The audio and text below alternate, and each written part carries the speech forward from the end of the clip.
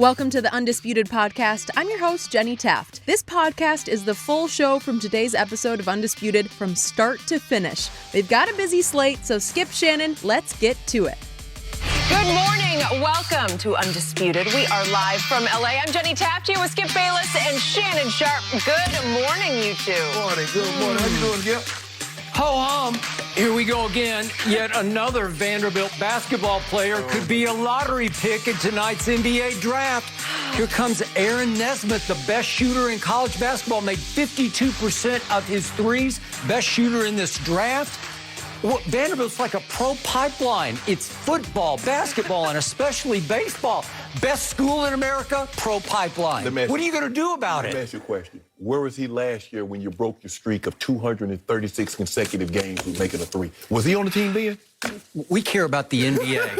We're all about professional basketball. What can't Vanderbilt do, though? Yeah. Jeez, what a Win the school. SEC. What a Except in baseball. Seriously, there are plenty of storylines surrounding tonight's NBA draft. So how about we begin by discussing LaMelo Ball, because he's got plenty of confidence coming into the draft tonight. Yesterday, he told reporters that he was born to be the #1 overall pick. The confidence is warranted since many mock drafts do have LaMelo going to the Timberwolves with the top pick tonight, while some have them taking Anthony Edwards. So, Shannon, is LaMelo the best player in this draft? Well, Skip, I would take him #1. I think the biggest thing is that for the most part, what the universe of every mock I've seen, it's been the same top three guys. It's been Edwards, it's been Wiseman, and it's been LaMelo Ball. And because this draft, Skip, they don't have a Shaq. You don't have a LeBron. You don't have a Tim Duncan. Because if somebody wanted to, you could move up to get that #1 spot. You could offer enough. When those three guys came out, there was nothing you could offer because they were viewed as transcendent, franchise-altering players. Yep. So, but because Melo is 6'7", 190 pounds, he can handle the ball, he can play off the ball, I would take him. Now, if Edwards had his size, he would be the #1 pick in the draft, Skip. But because he's 6'3", and he doesn't I think he's more 6'4" and a half, 5. You go 6'4"? Whatever. They list him at like 6'3". Okay. And because the college three, Skip, he shot 29%, you're like, ooh. And Wiseman, I like him. I love his size, Skip. So do I. 7 foot tall, 7'5" wingspan. But, Skip, the way the NBA's played today, they don't view the big like they did in the 80s and 90s. And he could work on that, and he might eventually become, because if you remember, Skip, when Anthony Davis came out, he didn't have three-point range. Anthony Davis was a defensive specialist. I think it would average 13 and 10, 13 and 11. And something he worked and worked and worked, and now he's worked his way out to three-point range. Wiseman could eventually come that. But because there are no what they deem franchise-altering players, I would take LaMelo #1 because I can put him with D. Russell and Karl Anthony Towns, because I look like Karl Anthony Towns and Wiseman might be very, very similar in guys, Skip. So for me, yes, I would take LaMelo. And I understand, he's only played, 12 games overseas in Australia, and so there's not a whole lot of tape except, those 12 games. But I would take LaMelo #1, Skip. I believe he has possibly the potentially of the most upside, and that's what NBA scouts and general managers and everybody looks for. So I would take Melo #1. Okay, I hear what you're saying. By default, you'd think, maybe he's the best talent. But this young man said yesterday, I was born to go #1 in this draft. I've seen and heard enough of the Ball family to the point, I think exactly the opposite. I think you, LaMelo, were not born to go #1 because, like your oldest brother, Lonzo, there's something missing in the makeup of these kids. You know how much I love Lonzo coming out of UCLA. And I remind you, Lonzo shot 41% from the college three-point line, and I thought, here we go. Yeah. Lonzo got destroyed by De'Aaron Fox in a second-round NBA game one night on a Friday. What did I say? NCAA. NCAA second-round game in Memphis. But I gave him a pass because his mom had just suffered a horrendous stroke. And father and brothers could not be there to support Lonzo. So he just went ahead and toughed it out and had a rough game. And yet, as I watch LaMelo, and I only know the highlights, he's been all over the world playing basketball. There's never been a high school basketball player more traveled than this kid before the draft. He played in Lithuania. He played in his father's pro league startup out here in L.A. Right. Then he went to prep school in Ohio for a little while. Aspire. And he only played 2 years at Chino Hills in high school before his father had yanked him out of there. So you're thinking, what is he? Who is he? Right. Then, of course, the 12 games you mentioned in Australia, in which he shot 25% from the three-point line. And once again, I'm seeing a kid who's got the weirdest, funkiest three-point shot. It's like this, some kind of a two-hand push. So with Lonzo, we had the opposite way. We had him shooting from over here. And finally, last year, he finally started to rid himself of that terrible habit. But I'm seeing these kids are spoiled rotten by their father. And I enjoy their father when we have him on. But LeVar destroyed the first young man coming out, Lonzo, when he said he's going to be better than Steph Curry before he dribbled one ball in the NBA. You can't paint that big a target on that kid's back. He's taken number 2 overall by Magic Johnson. He's going to be the next Magic for the Los Angeles Lakers. And Magic predicted at the opening media session, we will raise that number 2 banner to the ceiling, right? You can't live up to that. And it crushed this kid's psyche for a while, and I think he's just now starting to play his way out of it. Again, I thought he was going to be transcendent because he has the gift of passing the basketball. Unlike, it's very rare. Well, Skip, let me tell you why I disagree. Although they might be spoiled, and LaMelo had a Lamborghini or Ferrari at the age of 17, 18, but for you to put yourself in this position, even though you have a lot of material things, you have to give the kids some credit. Okay, but here's my problem. Do you see killer will in these kids? Do you see hunger, urgency? Do you see obsession with domination? Do you see? I don't sense it at all. I sense that they play basketball like it's a video game in their living room where they're just lounging on the couch. That's how they approach NBA basketball. If we win, it's fine. If not, no big deal. I don't see the drive in any of these kids. And it's so odd because the father is straight out of Compton, and these kids are straight out of Chino Hills. Well, I think the thing is, Skip, is that because we've been around LeVar so much, and we don't see the side in them that we see in LeVar. And so, but I think the thing is, for as, I guess you could say, as pampered as they've been, for have a son to go number 2 in the draft and then to possibly have a son go number 1 in the draft, Skip, I think that speaks volume. Because I look at it just like the Manning situation. Archie Manning was a made man. Just think they went to prep school. They had the greatest life. And you get 2 sons go number 1 overall, Skip, that's saying something. So for these kids to get to where they got, given what they've been given, I think that's kudos. Okay, but it doesn't matter what your economic situation was.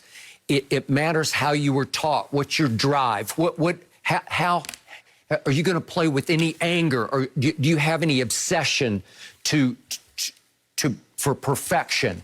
And both the Manning kids, they came up, they were obsessed with it. Peyton was obsessed with being the greatest ever. I believe these guys were obsessed. Skip, I mean, they showed little highlights of Melo, and he dunking the ball. He got on Pampers. So he's been obsessed. I think that was their whole purpose. You know, and LeVar was basically saying, look, my boy's going to the NBA. I think they were obsessed with going to the NBA. Now, look, I think the expectations that we had for, well, you had and LeVar had for Lonzo, Skip, he could never live up to those expectations. He would literally have to be Magic Johnson in order to live up to the expectations that were placed on him.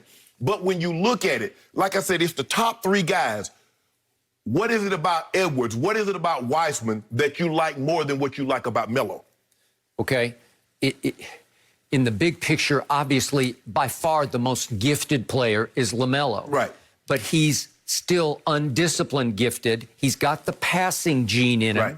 And Jay Billis is trying to make a case he's a better passer than Lonzo. It's hard for me to buy that, but I haven't seen enough of him. But LaMelo is far more offensively gifted than Lonzo. Yes. Okay, but he reminds me of my all-time favorite college player, and I don't know if you're old enough to have seen him, but it was Pete Maravich. And he was also coached at LSU by his father, Press. So he had the greenest light you'll ever see in the history of college basketball. He would come down and just create things, both passing and shooting. We'd say, I've never seen that because he didn't he had no checks and balances. Nobody was going to yank him out of the game if he tried that shot or that pass. Right. And some of them worked. Three-point shot, too. And he was shooting like 35-foot jumpers that counted 2 points. Right. And you'd say, I've never seen that pass. He would throw full-court baseball passes. You'd say, bounce passes. Right. You'd say, where did that come from? And he would hit somebody right in the hands for a layup. Right. And you'd say, I've never seen such flair. But it didn't contribute to winning a championship because it's too wild, too undisciplined, and too often it doesn't work. Right. And that's what I saw in the highlights of LaMelo. He scored, as a sophomore at Chino Hills, he scored 92 points in a game in which he cherry-picked the whole game. Well, that was the biggest thing, Skip. I mean, because, we were on the air when this was going on. And he was like, okay, so what's this kid going to be? Is he just going to stay at half court and let them just throw in the ball so he can just shoot up 75 shots a game? And then LeVar, the coach, falls out because he's like, okay, I want a little bit more structure, a little bit more discipline. He's like, nah, my son is used to shooting any shot he wants, whenever he wants. So I think that aspect of it has changed.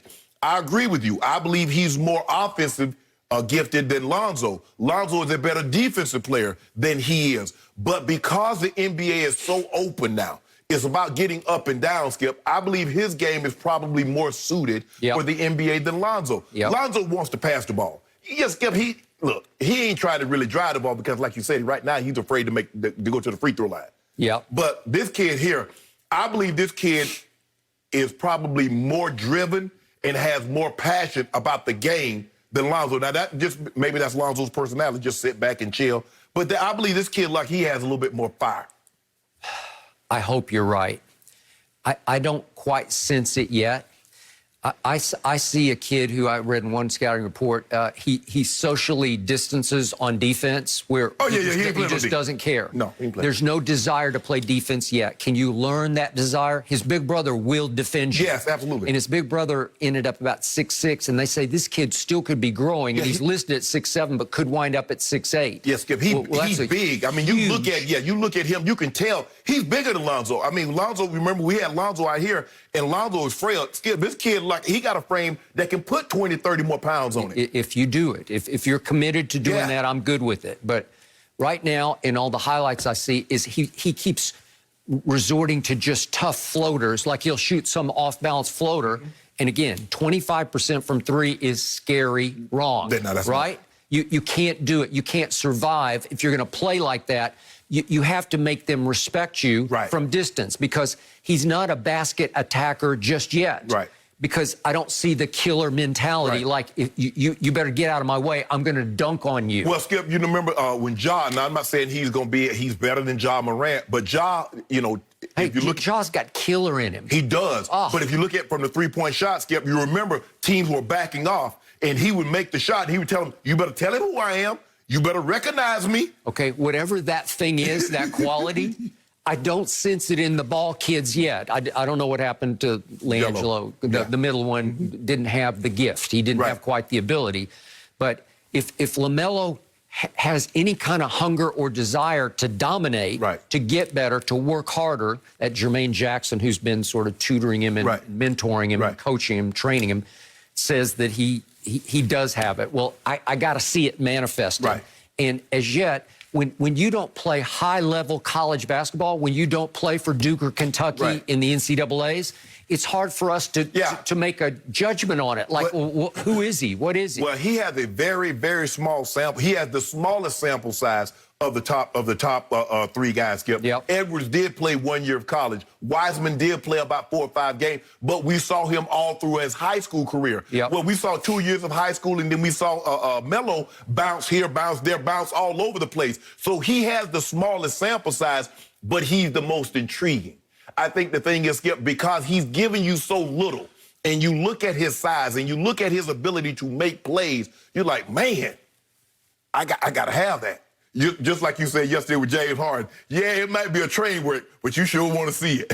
Let it be a train wreck on my watch. Okay, for box office, if I'm the T-Wolves, I don't really care about fit with D'Angelo Russell. I care about, I want people to watch, and they're going to watch him to see if he is a train wreck. Or does he have it? Does he have some intangible that Lonzo hasn't yet displayed? Well, I'm not sure. So he goes to the Pro League in Australia, and they say it's a pretty rough and tumble league where they get after you. It's a very physical league. Right. And he averages 17, 7, and 7. Okay, is it great? Did he average 35? No, he didn't. He averaged 17. Let's give the man was 16, 17 years of age. I mean, he's only 18 now. Yeah.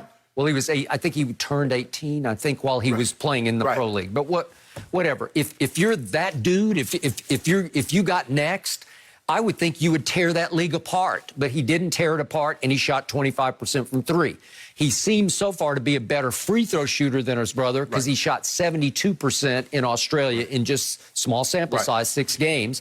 And his brother is getting better and better at the free throw line. He got it all the way up to 57% this year. But as we keep talking about his brother, you're not going to last long in this league as a pure point guard if you can't make your free throws. You got to make 70% well, of your free throws. And you probably need to shoot a little higher percent from the three-point line and from the field. But Skip, and by the way, Lonzo keeps getting better from three because he's gone up from 31 to 33 to last year he shot 38% from three. Right. Well, that'll work. Well, he looked like he fixed that shot. It's not so. I said he got it over on the right side of his face. I think the thing is, Skip, with him is that it's going to be shot selection. Because you remember all the shots that we see now used to be bad shots. Yep. Skip, you would never see a guy pull up from the check mark. You would never see a guy pull up from the logo unless it's at the end of a possession or the end of a half, a quarter, something like that. Now guys are routinely doing this. But I think some of his shot selections, coach is going to say, son, look, I understand, but this is not the time for you to shoot that shot. Okay, no one's ever said that to LaMelo Ball, to my knowledge. Well, they're going to start. Somebody's going to start, and then what? Yeah. Okay, how's he going to react to that? Who the hell are you to tell me that? Well, yeah, I mean, you know, hey, you're the number 1 overall draft pick, or you get a little more leeway than a non-lottery pick or a pick that's a little lower. But I think the thing is, Skip, for me, I think he wants to. I think he wants to be good. I think he believes that he's better than his brother. He wants to be better than his brother, and there's still time for his brother to go. What's Lonzo? 22, 23? Yep. And I told you the 5 games before the pandemic hit. Yes. Lonzo went on a tear and averaged 21, 8, and 8. That's the guy I saw who could, as he becomes a man in the NBA, he has potential to average a triple-double. Now, the points are going to be lower. He's going to average he could maybe go 15, 10, and 10. Yeah, but remember, that's what we talked about. See, everybody was talking about Magic. I say, well, he's more Jason Kidd to me than But if you, how you going to say the man, Skip, that make it seem like Jason Kidd's a bum. Jason Kidd just got the 2nd most assists all time. Jason Kidd he and Grant Hill tied for Rookie of the Year. He was a perennial All-Star. He was a perennial All-NBA player. So don't make it seem like Jason Kidd was a bum. Jason Kidd was legit. And if Lonzo could have the career that Jason Kidd have, it would have been a slam dunk success. Agreed. Yep, but nobody said Jason Kidd was going to be better than Magic Johnson the first day he stepped on the floor, right? Look, people say a lot of things. Just because it's said doesn't mean it's going to be true. I didn't see Magic. Skip, I saw Magic in college. You knew he was special in college. If you just watched his senior, if you watched his sophomore year, when he went through the NCAA, Skip, you knew he was going to be special. Because, first of all, we'd never seen a guy that size handle the ball like that. So that was the first time. And so now everybody wants to be a big point guard. Why you think they got LeBron playing point? Scottie Pippen playing the point forward. It was because of Magic. Penny Hardaway was because of Magic. Okay. So I knew it off one game, and I was there at courtside in Salt Lake City, and it was Magic Bird in the final. Yes. And you just sat back and said, there it is. Skip, I was like, man, Larry Bird, that was the first time I got it. But I was like, I don't know if he's going to be able to do that in the NBA. I agree. I was skeptical of it, of him, but I wasn't skeptical of Magic. No. He had Gregory Kelser alongside. Exactly. So I think the thing is, Skip, is that because there's not a slam dunk Shaq, Bron, Tim Duncan, I do believe LaMelo Ball is going to go number 1 overall. Okay, and are you going to be good with a two-hand push shot from 3 that might shoot 22% in the NBA? To be honest with you, I would prefer my guy, the guy going that high, to have a better shot than that. I mean, you look at Lonzo Ball, you look at his shot from the left side of his face, and he went number 2.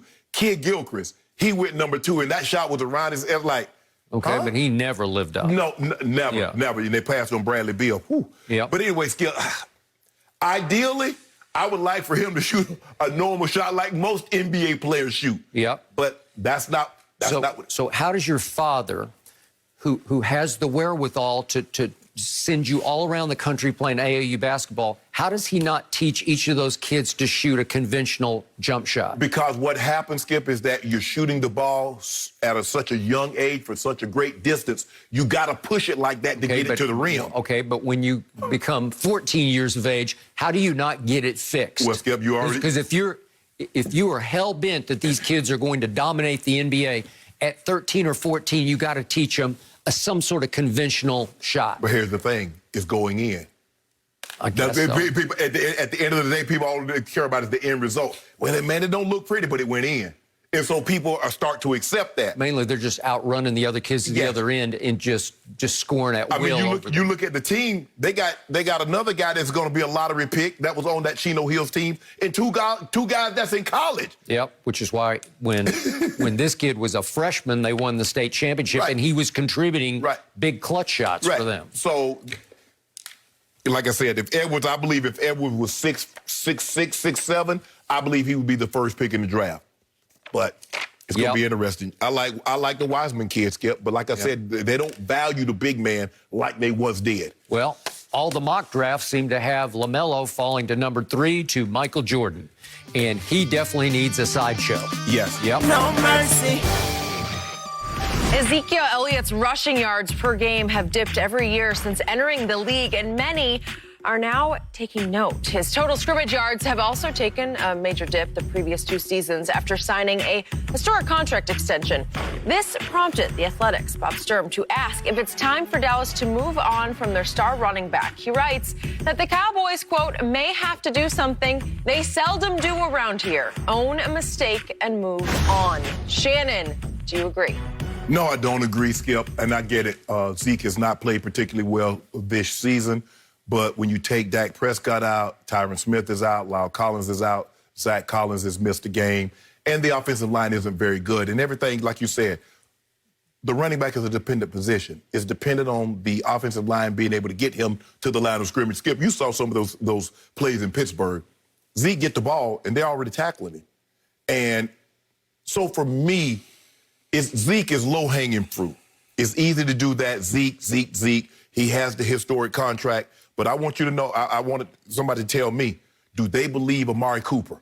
Now, Amari Cooper is in line salary-wise with DeAndre Hopkins and Julio Jones. Do we believe he's played to that level? Do we believe he's played to a Devontae Adams level?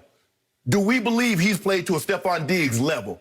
It's not even close. Okay, but he wasn't before he got his money. Zeke was playing at a high level before he got his money. But that's my thing. Okay, Zeke went to the Pro Bowl last year. Zeke was what, 4th in rushing. Okay, he's having a down year. So after one down year, you move on. So, I mean, there are a lot of guys, Skip. D-Law has 8 sacks in 25 games. Jalen Smith, is he living up to that contract extension? It's because Zeke has the bigger of the names. He's the lowest of the hanging fruit. He's the easiest guy to point out and says, well, you need to move on from that. Now, sure, you could do that, but I think it would be a sizable dead cap hit. I believe probably they might be asked Zeke to come in and sit down and have a conversation and redo the contract. But I don't think they should move off of Zeke after one down year. Now, he could turn it around and end up going over 1,200 yards, and it works out. But, Skip, I don't really think it's realistically to cut Zeke right now because that's going to be too much. And if you're trying to sign... The last thing you need, Skip, is to have $14, $15 million of dead money, and you're trying to, you believe they're going to franchise Dak again and have to pay him $38 million. You're going to pay have a guy counting $14 million, $15 million against your cap, Skip, and he's not even on your roster. So for me, I believe they give it another year. Hopefully everybody comes back intact. Tyron Smith is getting on up there next, Skip. That's a lot of collisions on his body. How well will Lyle Collins come back off of that hip surgery? Zach Martin's getting on up there in the years, Skip. So it's going to be, I believe you run it back. You give Zeke an opportunity. Now, you might have to come in and say, Zeke, look, we got to put some of this money in incentives. 100-yard games. We get to the playoff, you lead the league in rushing or whatever, that big Pro Bowl, things of that nature, Skip. But I don't believe they should just cut Zeke after one down season.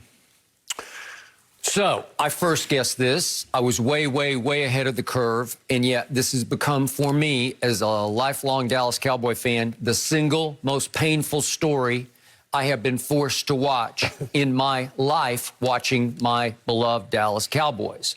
I still love Zeke. I still have the highest hopes for Zeke. I thought when Dak went down, this is your time to shine. Take this team over as a leader and a playmaker. You be the bell cow. You be the driving force of this team.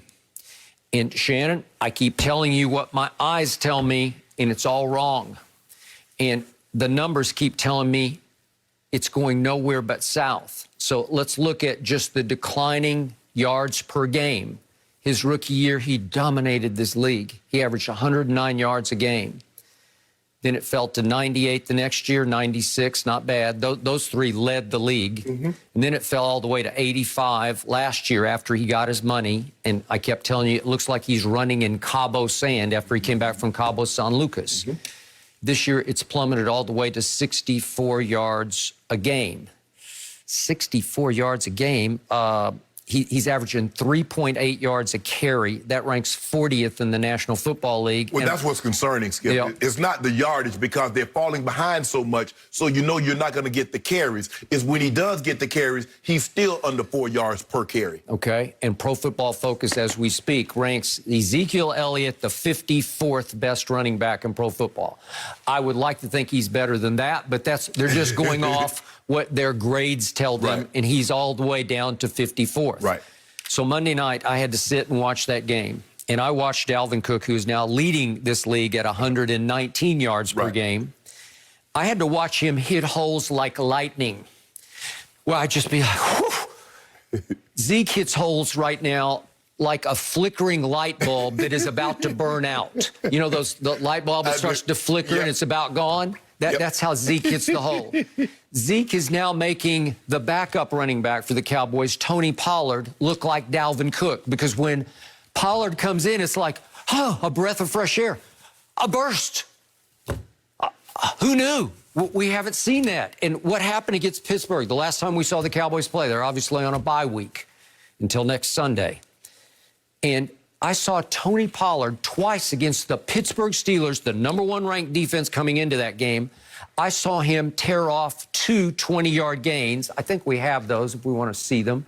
This is like, what? Where did that come from? Would you believe that Zeke has carried the ball 150 times and has no 20-yard runs? And here's another one.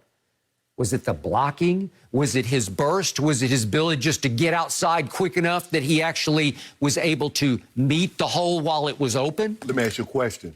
Do you believe Tony Pollard could do that, getting the ball 25, 30 times a game? I doubt it, but as a changeup, it's shocking to my eyes and a sight for very sore eyes to say, wow, look at that. So what have we also seen from Ezekiel Elliott? Well, I hark back to the Thursday night game at Chicago last year. It was a turning point game for a team that I still had the highest hopes for. And Jerry said after the game, on the flight up, the coaching staff, I'm sitting with the coaches, they were dead set that we were going to win this game. What they was going to say? It's Mitchell Trubisky at Chicago on Thursday Night Football. And what happened in the second quarter, they're down 10-7, and Zeke rips off his longest run of the year. It went 32 yards.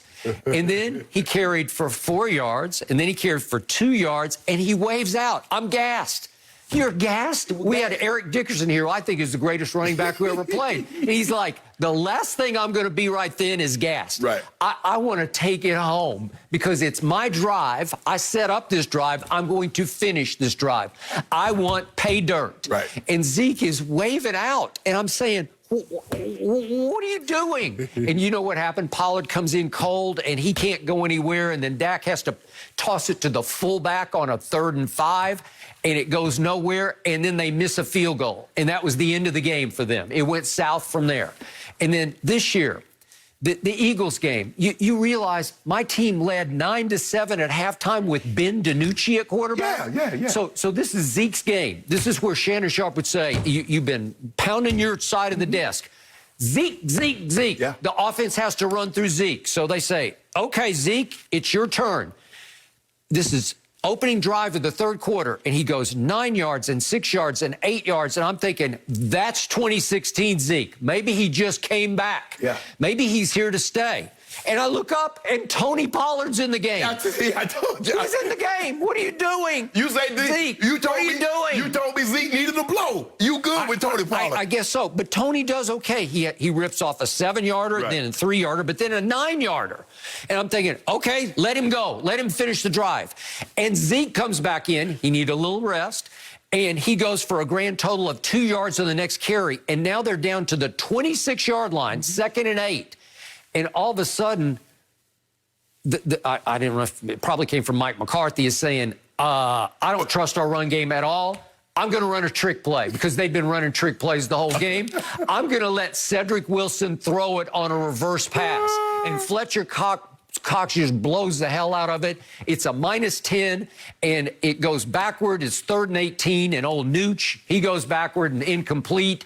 And you know what happened? They missed a 52-yard field goal, and that was the ball game. Right. So once again, it's another turning point in which Zeke was not a $15 million man. They gave him the most money any running back in the game got.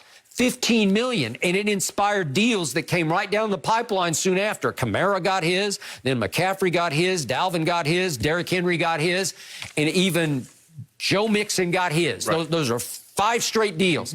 All 5 of those guys are playing at a much higher level right now than Ezekiel Elliott. There's no question about it. No, I'm not here to debate that. There's no question about that. But Skip, if you think about it, only one got a deal that superseded Zeke's. Only one. Okay. So maybe those guys like, hold on. We're starting to see what's going on with Zeke. But Skip, I don't believe the Cowboys are as committed to running the football. Now, we know Minnesota. And if you look at the teams that run the football really, really well, Skip, it's out of the Shanahan tree, or they're committed to it. You look at Cleveland. Where did that guy came from? He came from Minnesota with Gary Kubiak. You look at the 49ers. You look at the zone read and Derrick Henry. Skip, they're gonna run the football. So the Cowboys, you can't like, okay, we're gonna run it this game. No, you gotta be committed to whatever you do. Be committed to it. Now, Skip, I'm not saying Zeke is the same Zeke 2016 as he is in 2020 because 1,500, 2,000 carries says absolutely not. But if you believe that offensive line is as dominant as it was in 2016, as it is currently today, that's not true either. Okay. 2019, my least favorite stat in the history of football was that Ezekiel Elliott had the 2nd most carries in the league on first down. Right. His yards per carry on first down ranked 18th.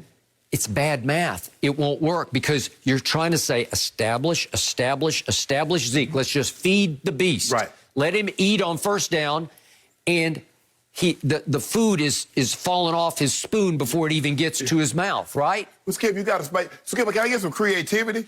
I mean, at some point in time... They don't have it. They just say, here. But that's Mike McCarthy.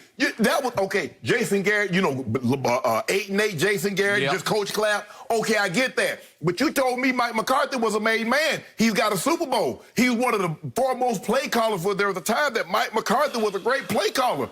Give me some creativity. You just can't give the kid to say, you got to play games with this airplane to get him to eat it. You just can't say, okay, son, that's spinach or that's potatoes, eat that. You gotta play with it. Skip, give him some creativity. I'll buy that. But I ask you, do you see the same burst that you saw in 2016? No, Skip. You do not. But Skip, I was trying to tell you, no, Skip, it ain't the burst in 2016. If I can just get you to get past... but it's not like he's 35 now. He's still 25 years old. Skip, I need you to get past Ohio State and what you saw against Michigan, against Wisconsin, against Coach Saban, and what you saw against Oregon. I got it. I know the old cliche is the shelf life of an NFL running back is like 2.8 years. Right. But with a Zeke, transcendent, a very special running back, couldn't he at least give you 5 years, maybe? But Skip, and O and I, we were talking about it, Skip. You have to look at, okay, Zeke, how serious is Zeke taking the offseason? Is Zeke doing what it takes to have... Orlando Scandrick. Yeah. Well, he said that on the air. It looks like he's put on a few too many pounds. So, look at Adrian Peterson. Adrian Peterson ran the contact as much as any running back in the history of the game. But he was able to have and he's still playing, but because what did he do in the offseason? How did he train? How did he eat? How did he take care of himself?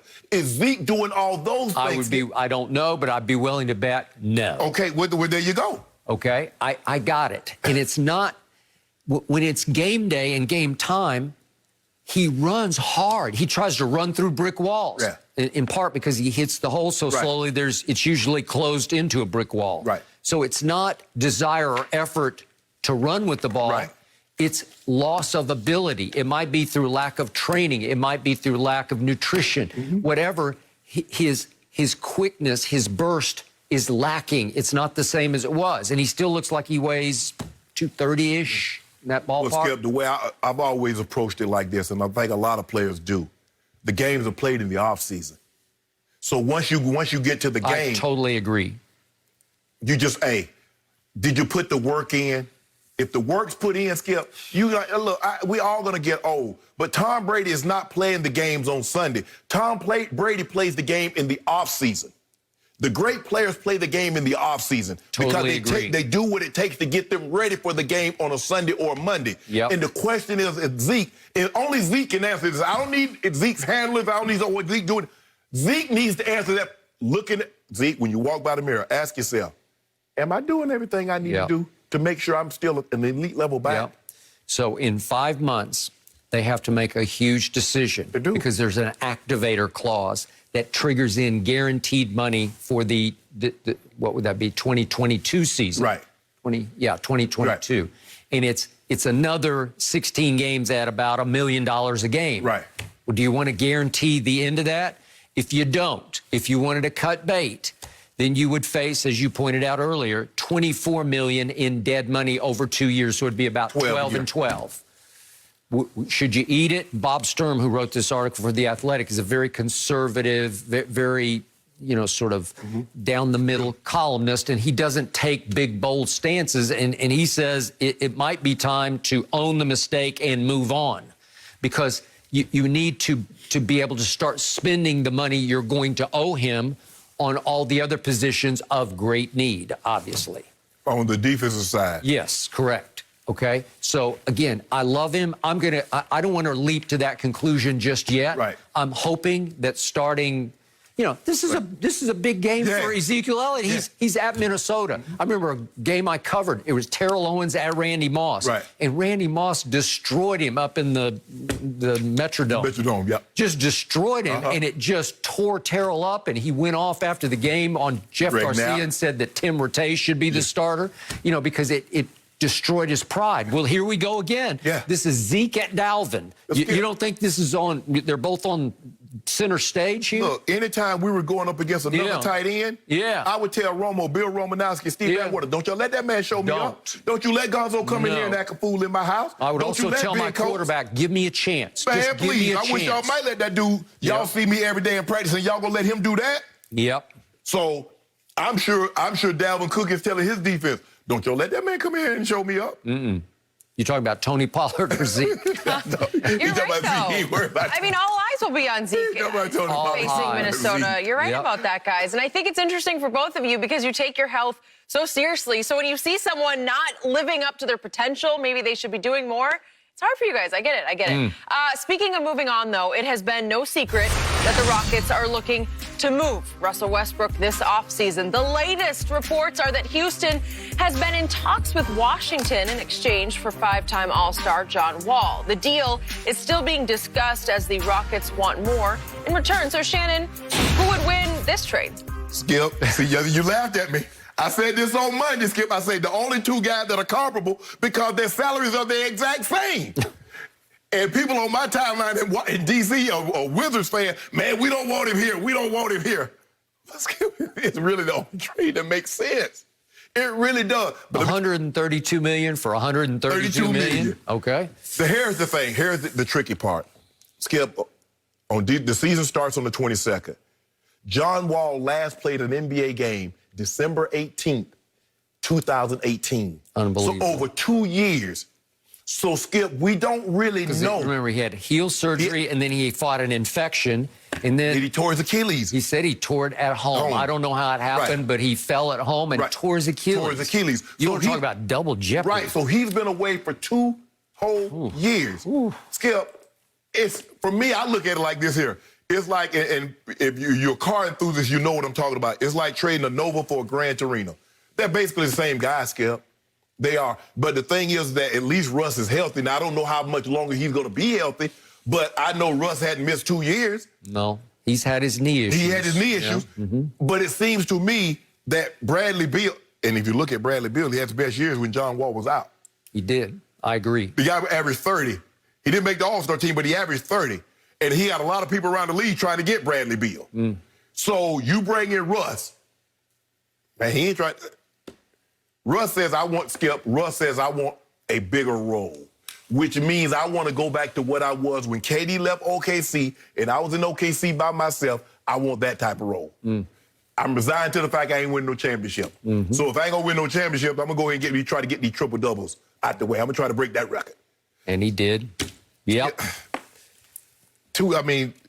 John Wall is great. He's a 19-9 guy, okay? He was 21 in, last time we saw him, he was 21-9. Skip, I understand that the Russ, both of these guys are athletes. And that what concerns me the most about John Wall is that athleticism is a key part of what he does. Skip, he hadn't played in 2 years. He's coming off an Achilles. Yeah. Skip, he's not Kevin Durant. Skip, Kevin Durant is going to be able to shoot that jumper at a 10-foot apex still. Yep. Is John Wall still going to be able to turn the corner? Is he still going to be able to get downhill? He used to be the fastest man in the league with the ball in his hands. So, Skip, would there be any winners? I think there wouldn't be winners. It's kind of like nuclear warfare. There are no winners, only survivors. Skip, there are no winners in this trade. Just like, okay, one guy was unhappy and we moved him. But is John Wall going to be happy going to the West where he knows he has no chance of making the playoffs? With what?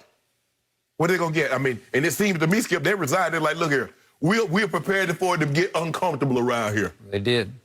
Meaning to keep them both. Hey, what y'all going to do? Yep. Y'all going to sit out and miss this money? Skip. But I believe, you know what? I would say Houston. No, Washington would win the trade because they would get off a guy that hadn't played in 2 years and whose athleticism is a key part of how effective he can be. And he's had an Achilles surgery and he hadn't played in 2 years. At least Russ is, for what we know, Skip, is healthy. Yep. But that's 50.5 to 50.499. Okay. I will go with you. Washington wins the trade. But I'm going to put quotes around wins because you're actually trading problem for problem, issue for issue. Yes. They're really the same guy, except Russell is a little better than John. Yes. He's a little better at creating highlight hype. They're both too concerned about living up to the highlight hype because they dominate on social. They both are capable of slamming it on anybody. And if John Wall has any advantage, it's that he's 2 years younger at 30 to 32 for Russ. Right. And weirdly enough, this has always sort of flustered me about John Wall. He's listed at an inch taller than he's listed at 6'4". He doesn't look 6'4". He doesn't play 6'4" to me. But they're both more shoot first kind of point guards. But they don't shoot well. And both of them are liabilities from the three-point line. Liabilities because they're both in that 32% range. So you got to live with that. Streak shooting at best. And I'm not discounting John Wall's tenure there because he's made 5 All-Star teams. I respect that. But remember, Russ has an MVP. He has 3 top 5 finishes in MVP. And John has, I think back in, he had 1/8 or something. But he's not an MVP candidate. And Russ has been first-team All-NBA on numerous occasions. So clearly, he's a better player than John Wall. John Wall is capable of going off. So look at John Wall's career. He's had a 52-point game, Russell's career high in the regular season of 58, and John's had a 42-point playoff game. Well, that's hard to do. Russ has had a 51-point playoff game. Well, they're both capable of explosions, right? But to me, they're each the same kind of player that their impact on winning is negligible. Right. It makes them very overpaid, where you're looking at $132 million for what? Because John has led the Wizards in the Eastern or Leastern Conference to 4 playoffs in nine seasons. It's not good enough. So he's won 3 of 7 playoff series, and he's 20-17 overall in the Eastern Conference playoffs. It's not good. Is it all his fault? No. But if you're the driving force of the team, maybe you'd be better. And you know what Russ has done. He's 11-9 in 20 playoff series, okay? But remember, how many they're with KD. Right. Okay. Since KD left him, he's 1-4 in playoff series. So he's overall 54-52 in the postseason, but without KD, he's 7-17 in playoff games. Right. Well, you see what's happened. He actually got to go along for a great ride, and with James Harden and KD's help, they got to a finals against LeBron. Right. And that's the thing, Skip, is that I see basically the same guy. I believe Russ is a little bit more athletic, and especially, Skip, 2 years is a long time for someone to be away from a job and to come back. And I don't know, is he going to be able to pick up where he left off? Because like you said, he's 30. Well, when he left, he was 28. He didn't have these injuries. He's coming back off a bone spur surgery and an Achilles. So Houston's response to this trade proposition was, we need more than John Wall back for Russell. Well, to me, as I think Woj reported on ESPN, the market for Russell Westbrook is barren. Was the word barren? Yes. Okay, well, you want more back? Well, good luck, because beggars can't be choosers, and I think you're begging somebody to take him. But that's the thing, Skip, is that when you get a player, you're never going to get back equal value. They're never going to get back what they gave up to get Russ. Because think about it, you gave up Chris Paul and draft picks. You did. Ain't nobody giving you no draft picks. You better take these bag of marbles and get on up out my face. That's basically what they say. Take John Wall and get out my face. Okay. We swapping contracts. That's all you're doing. Because you're not getting picks. All right. So now the new management of the Houston Rockets are saying we are prepared to be uncomfortable. Well, you want to talk about discomfort? Force Russ to play with James again for another year and get up to, what are they going to start around Christmas? Right, 22nd. You get up to like March and see how comfortable you are, because they're going to be extremely uncomfortable playing together. They both made it clear we both won out. Right. Well, that's today's NBA. So are you going to just bite that bullet and say we're just going to, whether they like it or not, we're going to make them play? Because they both got years left on their contract. Well, the problem that they have, Skip, is that both players has made it be known that they want out. So the value, Skip, if I know you want to sell something, I ain't giving you market value for it, because I know you want to get rid of it. Yep. Now, if you'd let me come to you and say, look, guys, look, we see what everybody else is doing and we just can't do it. And we're thinking about rebuilding. So this is what would you give us for James Harden? What would you give us for Russ? Yep. But you've already told me that you having a garage sale. We used to call them rummage sales, but I guess they call them estate. Rummage is such a bad word. They call them estate sale. Okay. Okay, we're having an estate sale. In other words, we're getting rid of some stuff. Skip, they told us, no, we want out.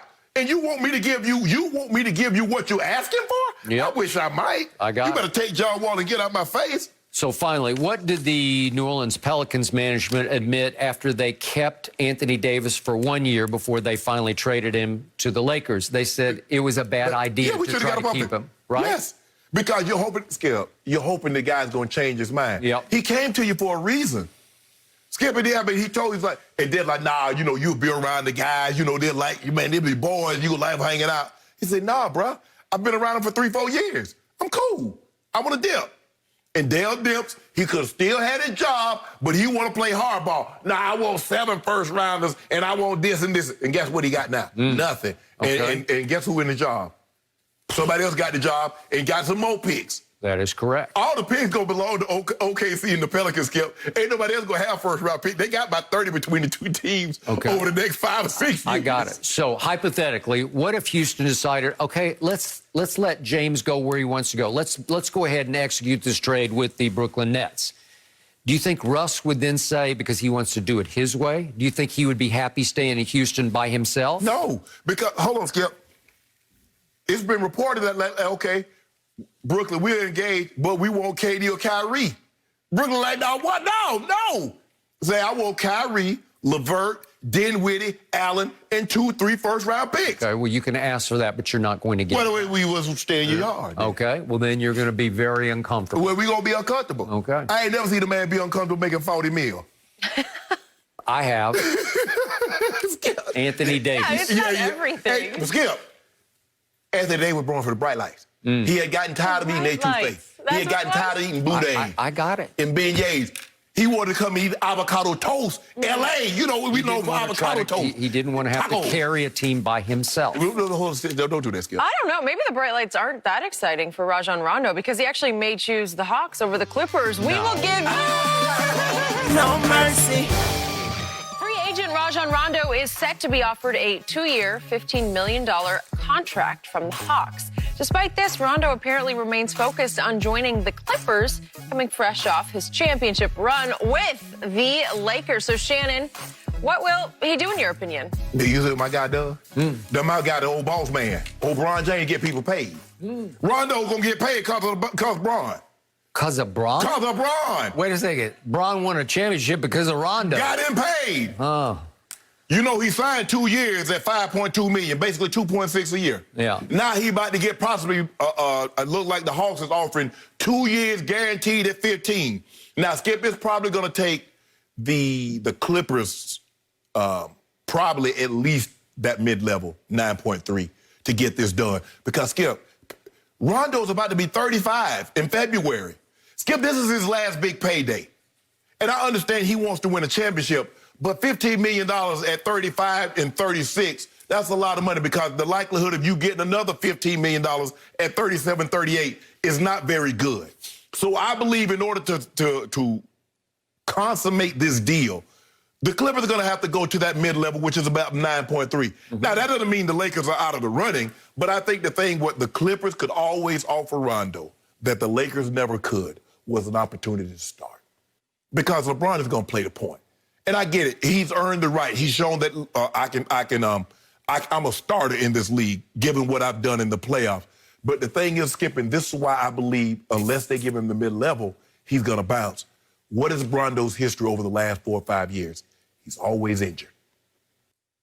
Do you really want to run the risk and leave that money on the table? I understand the Clippers give you an excellent opportunity, but I believe unless they give him the full mid-level, which is about 9.3 million, he's going to take the 2 years fully guaranteed 15 from the Hawks. So are you predicting he's going to take the money and run to Atlanta?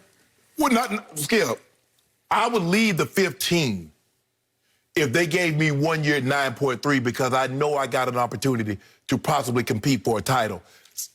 He's hoping to make the playoffs as possibly the 8th seed in Atlanta. But I got the money guaranteed. So if the Clippers do what I believe they'll do, give him the mid-level, I believe he goes to the Clippers. Oh, you do? I do. If they give him the full mid-level. Oh, they will? Yeah, with yes, a no-brainer there. Oh, well, then you're cooked. You're done. You're in huge trouble because that is the missing key piece to the championship puzzle. Well, the missing key piece is you guys don't have it inside. Your 2 top dogs don't have that dog like you think they do. My guy... Skip, my guy just don't bite just because he trained like that. But once you get to the playoffs, you know what we do. Rondo bites. No, he don't. Rondo, yeah, Rondo, that dog. I like Rondo. Yeah, I'm gonna miss him. Rondo was your 3rd best player in the playoffs. His minutes went up from 21 to 25 a game in the playoff run. He averaged 9, 4, and 7. Those are huge numbers for 25 minutes. And he shot 40% from the three-point line. 40%. Key ones. And Rajon Rondo went, as usual, completely against the grain because he won a ring with the Boston Celtics, and then he went all the way across country and won a ring with their arch-rival Los Angeles Lakers. So wouldn't it be so Rondo to say, I just helped the Lakers win a ring. I think I'm going to go right down the stairs into the basement, and I'm going to help the Clippers win a ring next year. I'm going to help bring them up out of the basement, those stepchildren who have to live down in the basement, the other team in L.A., and I'm going to bring them up into the spotlight up here, and we're going to hang a rafter in the, banner up in the rafters here, right? Yeah. You know, hey, Rondo, my girl said, boy, don't play with them kids. Don't do it, Rondo. They go, you be, association brings on assimilation. Oh, yeah? Yeah, you be just like them, Rondo. You start losing. That's what my grandpa used to always tell us. He say, boy, association brings on assimilation. Assimilation brings on association. She said that? Yeah, no, my grandfather, he said, boy, you hang with bad people, guess what'll happen, Skip? You start being bad. If you hang with chokers, guess what you'll start doing? My God, your grandfather was genius. He was. I didn't believe it at the time, though. Like, man, you need to leave us alone. Confucius meets Gandhi, right? Skip, you see, here's the thing. This is what I figured out about you. Yep. You don't really, the thing is that you want Rondo to go to the Clippers because it weakens us. That's what you made. No, I don't care about that. It would some, but the main point is this other team lacked only a Rondo. But That's you had all. Pat Bev. They degenerated into Kawhi having to play point guard and wing at the same time. Well, if Kawhi's that dog, that should have been no problem. He was that dog, but it's hard to keep splitting a double team, dribbling through a double team, and either making a shot or a pass. Ron did it for years. Ron did it for years. Where everybody was beating them drums, led by you. Oh, Kawhi better than LeBron. He got the title right. I said he never had the responsibilities. Kyle Lowry was running the point. He had so few responsibilities. Now when you put all that food on his plate, you give him mashed potatoes, you give him sweet potato casserole, you give him green beans, you give him turkey, you give him dressing. He couldn't eat it all. LeBron James cleaned his plate for 18 years when you put all that on his plate. Your guy get one helping of all that and couldn't finish it. Yep. My guy led a team into the playoffs that was favored by all the odds makers to win it all. So that should count against him. That should count against him. He led a team that was favored to win it all. Not LeBron's Lakers. Kawhi's Clippers were favored to win it all. Let that sink in. Yeah. Your guy was favored to win it all. And couldn't get past the second round. At least get to the Western Conference Finals. Because they had leads of 15 in the first closeout game and 19 in the second and 12 in the third closeout game, and they just needed a Rondo to settle them down and set them up and get the ball to the right place at the right time to close one of those three deals. And then you would have gotten closed down because the Clippers would have eliminated you. But your guy is a cyborg. He's calm. Yep. He is. Yeah, Skip they said in the greatest situations, heartbeat doesn't rise above 50 beats a minute. Say he's calm in all situations. Never wanted to play point guard, and I never accused him of being a point guard. I've said LeBron was a point guard from day one. LeBron is a great player. He can play point. He can play the 5, the 4, the 3, the 2. It doesn't matter. He's a point guard. He ain't no 2. And then I hear you guys, y'all up by 19 and holler, stop the count. Stop the count. Yeah, they were hollering and I heard it. So let me explain why Rondo will not go to the Atlanta Hawks. Number one, he doesn't want to play for a loser. And to your point, maybe they could eke into the 8th seed. Yeah, that's right. He can play with Ice Tray. About that. Think about playing with Ice Tray. All the assists you going to get playing with Ice Tray.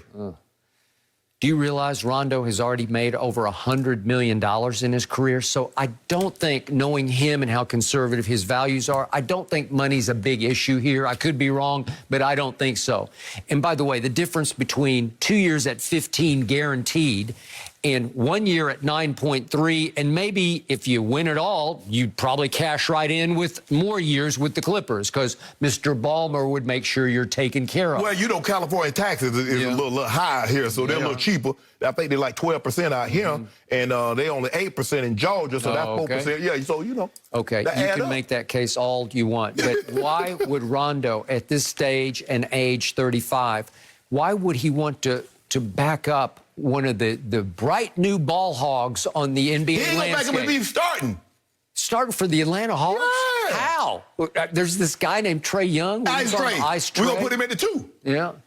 Take him out the ball. Ooh, can you imagine? Put him at the 2? Put him at the 2. He's 6'1". Rondo is 6'1", and they're going to guard who?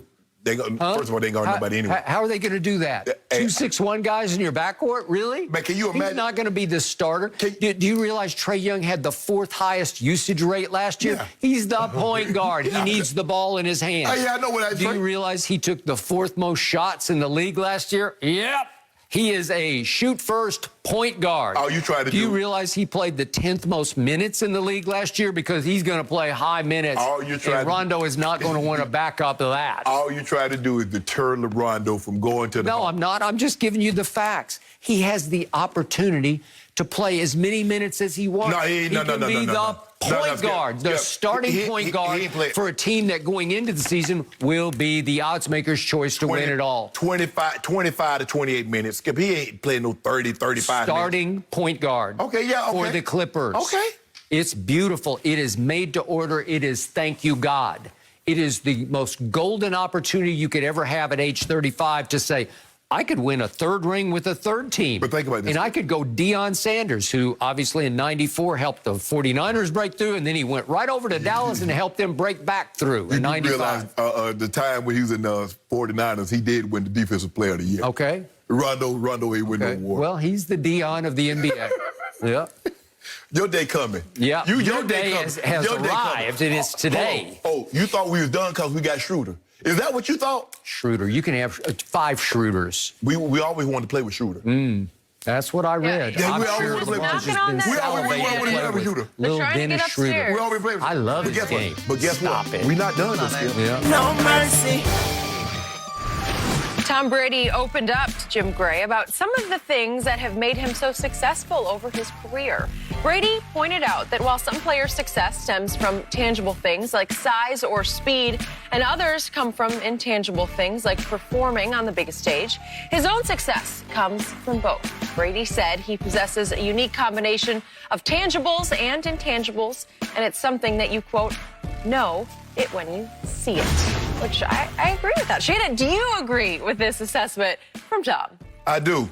And I guess, that unique skill set and taken, he has a very unique skill set that he's acquired over a long period of time. I just watched that again last Friday night.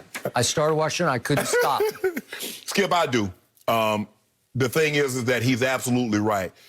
He's never been the strongest. He's never been the fastest. He hadn't had never had the biggest arms. But it's plenty good. So if we were doing a chart, Skip, I would say his tangibles are probably a little bit above average. But when you get to the intangibles, his IQ, his leadership, they're off the chart. They're immeasurable. And so when you combine those things, Skip, I look at Joe Montana. Joe Montana never had John Elway's speed or his arm strength, but he won 4 Super Bowls. Because if you have a makeup of all of those things, sure, I'm sure Tom Brady would like to have Kyler Murray's speed and his quickness. I'm sure he'd like to be built like Cam Newton. But no, you don't get everything. You take what you have, you take the tools that you've been given, and you expand on those, and you make it work. And he's made it work to the umpteenth degree. So everything that he said, I agree with, and we don't agree on a whole bunch of things. But Tom Brady, I agree with you 1,000%. Your leadership, your IQ is off the charts. The other things you've made do, the tangibles, the things that we can actually see, Skip, his size. Man, how that guy do that? Because in a hyper masculine sport like football, guys that look like Tom Brady ain't supposed to be able to do what they do. It's supposed to win at the level at which they win at. Agreed. And so we look at him like, how you do all that? But 1,000%, I agree with his assessment of himself. Okay. Where we part ways, you and I, on this is he has one athletic tangible that is off the charts to me, and that is to be able to consistently, accurately throw a football with above average velocity. Is the single most important trait for any quarterback who ever tried to play. That is an athletic talent to me, to throw a football accurately with some velocity. I'm going to just call it above average. I'm not going to try to oversell it. But when Tom Brady loads up, like you showed me Monday, four shots that he missed, he was loading up and he was throwing it with some velocity, even at 43. They were some rockets. Now, it was windy and they were overthrows, but they weren't underthrows. His arm is much stronger than Drew Brees, especially at this age. Okay, got it. Rivers, too. Okay, so especially Phillip Rivers. I hurt for Phillip Rivers. I'm cringing. Like, is he going to get it there? But the point is, with Brady, It is very athletic to be able to throw a ball with some distance on it. Right. And hit somebody in the hands. Also, the ability to throw a catchable football is underrated because you know this.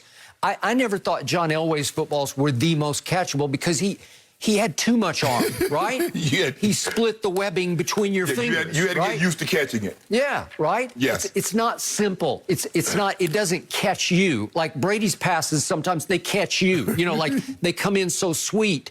He throws a lot of nice spirals, and it's just like, oh, I got this, because it's going to stick up against my chest, right? But not John Elway, not Dan Marino. You better be ready. Yes. Not Brett Favre in his younger days. You better be ready. Right. Okay, so then Tom Brady also pulls off something that I don't know what you call it. It's not really an intangible. It's still a tangible, and it's the ability to speed read a defense under fire in the pocket. His ability to process information. And pick the correct open receiver and deliver the ball with a quickness of release that is pretty special to me. It's like a fighter pilot skill. It's an instinct to be able to do this under duress. Right. Keep your poise under fire. Right. Process and find and deliver quickly to the proper receiver. He's done it routinely for 20 straight years in the league. It's hard to do because people are trying to kill you. Yes. You know, they're trying to knock you out of the game from all angles, and some of them you can't even see. Right. You can feel them. It's Yes. all instinctive. Yes. Okay? Is that an intangible or a tangible? I think that's tangible, right? Well, the ability to sense, to feel, even what you cannot see, Skip, that's intangible. Because, Skip, you know it's there. And to be able to trust your life, like, you know what? I know I'm going to take a shot, but they'll give me just this amount of time. I think, Skip, and I wrote it down. Look what I said his greatest intangible was, what you said. His accuracy. Well, it's it for a quarterback. Yes. It's the tangible, Give me that over size, speed, quickness. Anything. It doesn't matter. If you can't throw the ball, if you can't be accurate, what good is a guy throwing a 150-mile-an-hour fastball, Skip, if he can't get it over the plate? What good is all that size, the arm talent, if the guy's inaccurate? You completing 40% of your passes. Yep. It's his ability, even though he doesn't have the greatest measurables. We say tangible, we say measurables. But Skip, what he can do with his mind, the great ones can do. Peyton, Skip, they make it seem like Peyton Manning ran a 4.4. He couldn't run either. But what he could do was process information so quick over and over. Because here's the thing, the defense is constantly evolving. It's not like they're playing one coverage that, okay, we're going to play this coverage the whole day. They're throwing coverages, they're throwing fronts after right after left. And you got to, is this coverage? No, that's my number one read. Okay, where am I hot? I'm hot over here. The entire game. While, like you said, a 275 man is trying to drive his helmet in your back. Several are after you. Yes. And they're coming hot and hard and heavy. And you have to process. So 54 is the mic. And then all of a sudden, everything changes at the snap. They're trying to disguise. You might have 5 receivers out in the pattern. Yes. Sometimes max 5. You got to go boom, boom, boom, boom, boom. And get rid of the ball quickly while you're shifting. Another underrated tangible, I always thought he had great, not good, but great pocket feet. Yeah. And you can't run down the field. You can't, you're going to run a 5.2 40. But I'm talking about, it's almost the ability to dance a little bit. But it's to be able to slide or shift. Just a little bit. Step up or whatever. And you have to do it instinctively. It has to be ingrained in your brain because you can't think about it because you don't have time to think about it. But if you'll slide step here and then deliver, you'll create an opening and give yourself a half, split second, maybe a fourth of a second that you didn't have. That's it. Okay? And then to be able to do it at the very highest level in Super Bowls, to win 6 Super Bowls with 6 game-winning drives in the fourth quarter overtime, you can't make a mistake. In any of those 6 Super Bowls, it's your game. It's the highest level. You played in 3. Well, it's up to the quarterback to process all that information and throw accurate passes under the greatest pressure on the biggest stage, to me, in any American sport, right? Mm-hmm. Well, he's done that so much that I call him the greatest clutch performer in the history beyond Jordan, because he's done it so much more than Jordan had the opportunity to do. I think the thing, Skip, when we look at our greatest athletes, they all had great measurables.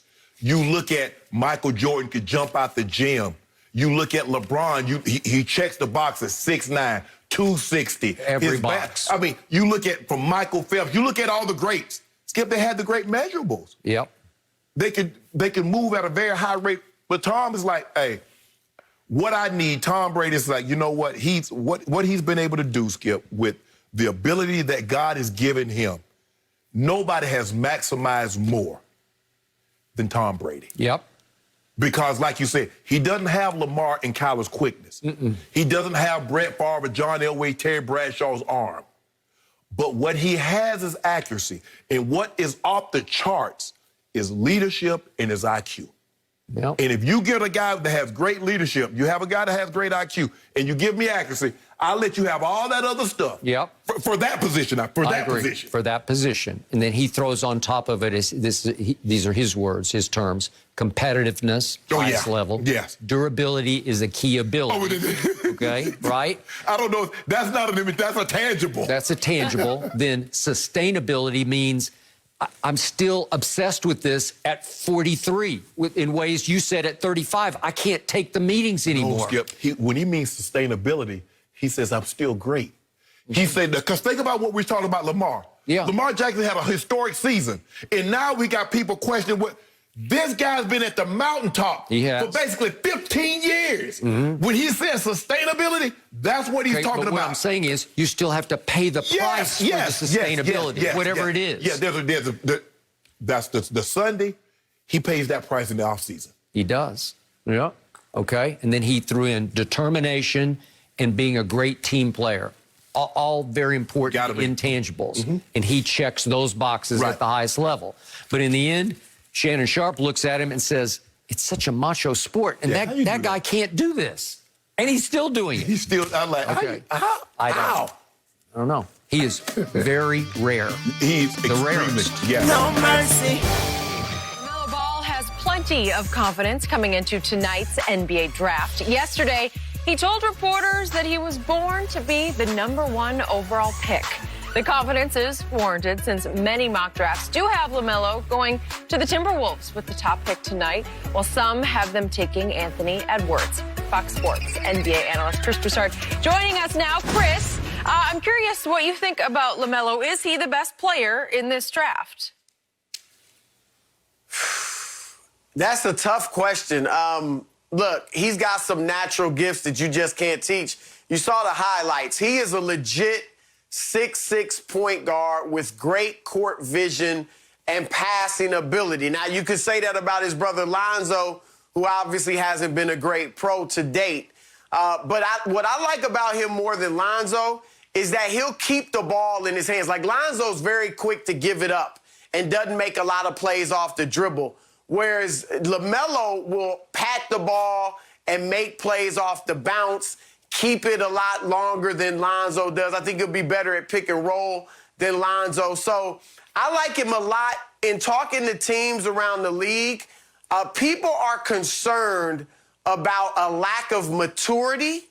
He doesn't even know the defensive end of the floor exists. So he's not even thinking about playing any defense. And the other thing is, this guy has had a real small amount of real competition or competitive play. Like, we know what it was like when he was in high school in California, right? It was cherry picking galore, playing with his brothers and all that stuff.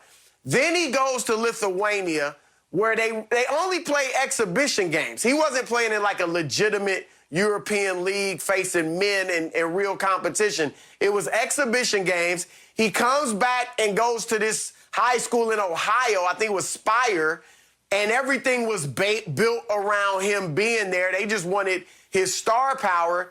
And then when he goes to Australia, the league, rather than the team, paid his salary and dictated to the team, look, he's going to be your starting point guard. You've got to play him. And when he played, despite the nice highlights, they really didn't win.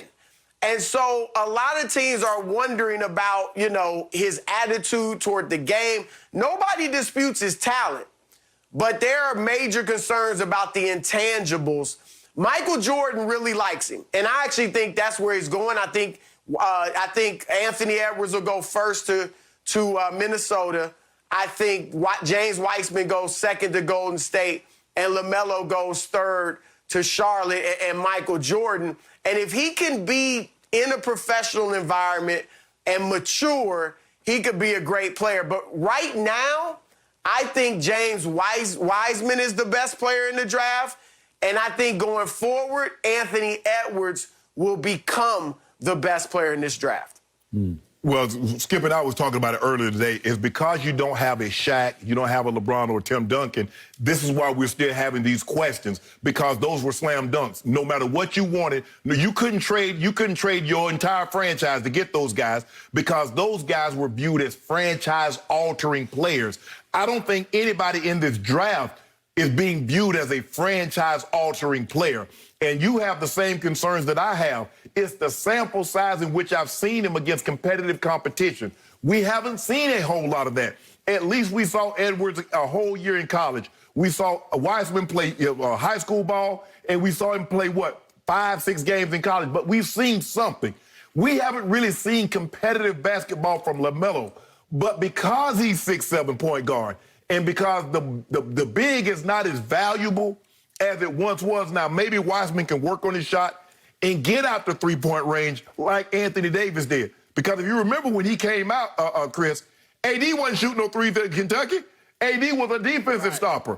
Right. Averaging over 4 blocks a game, but he was a little over 13 points, I think 10 or 11 rebounds. So, but he worked on that aspect of his game, and now he's added that to his game. Edwards, I like Edwards.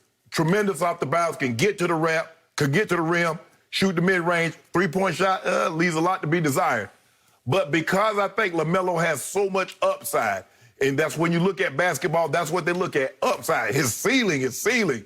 I believe he's going to go number 1. Is he the best player?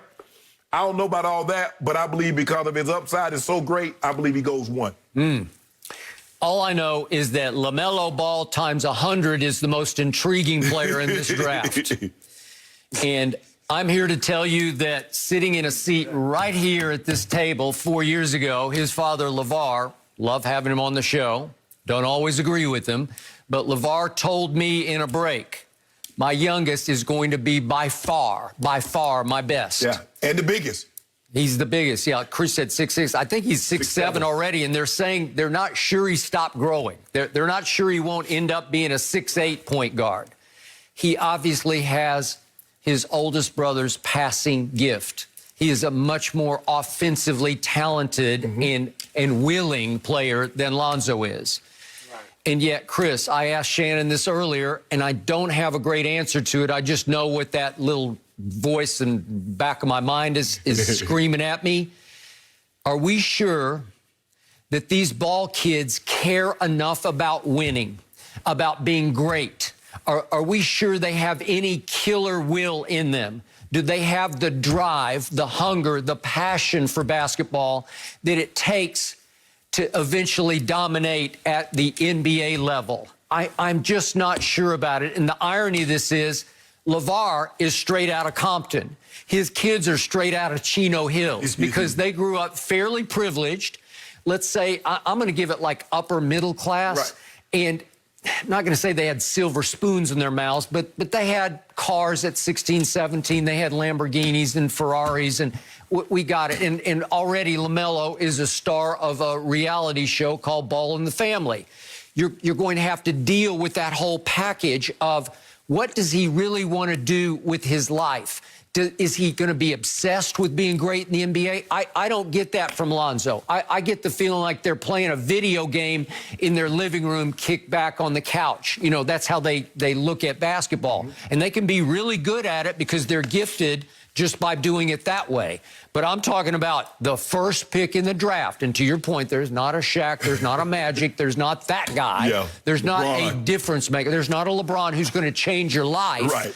But still, If you want to gate attraction, you know, again, I would love to see LaMelo go to Michael Jordan because Michael needs a gate attraction. He needs a sideshow, and LaMelo would be the ultimate sideshow. Well, Skip, when I look at it, Chris, and maybe you can attest to this, it's hard to instill the values because the way I came up to try to raise my kids like that, Skip, you going to jail. I got it. So LeVar growing up in Compton and trying to instill Compton values in Chino. There's just some hunger. There's something where I got to do this.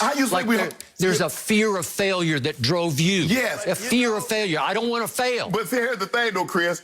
When my grandmother's, telling me things, it's easy because I'm looking around, I'm in 1,000 square foot. Me trying to tell my kids they got 10,000 in a 3-car garage, it doesn't resonate the same. It doesn't. I agree.